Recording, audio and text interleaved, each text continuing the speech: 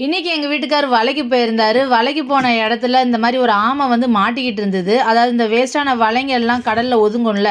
அந்த வலைங்கள்ல வந்து தான் இந்த ஆமை மாட்டியிருந்தது. இது மாட்டி ரொம்ப நாள் ஆயிருக்கும் போல இருக்கு. அந்த வலையோட தடமெல்லாம் அந்த ஆமையோட கழுத்துலயும், கால்லயும் நல்லாவே பதிஞ்சிருந்தது.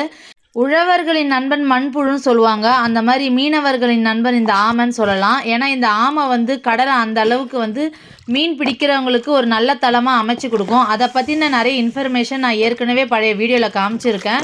அது மட்டும் இல்லாம, இதே மாதிரி நெறைய ஆமைங்கள காப்பாத்துற வீடியோவும் நம்ம சேனல்ல நெறைய போட்டிருக்கோம்.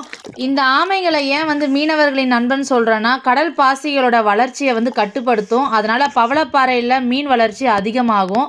அது மட்டும் இல்லாம, கடல்ல அதிகமா இருக்கக்கூடிய ஜெல்லி ஃபிஷ் அதாவது நாங்கலாம் சொறின்னு சொல்லுவோம். அதோட வளர்ச்சியும் இது கட்டுப்பாட்டுல வச்சிருக்கோம். அதனால தான் இது மீனவர்களின் நண்பன் சொல்றோம். ஏன்னா, அப்பதான் வந்து மீன் பிடிக்கிறதுக்கு ஒரு நல்ல தளத்த அதாவது ஒரு நல்ல சூழ்நிலைய உருவாக்கி குடுக்கும்.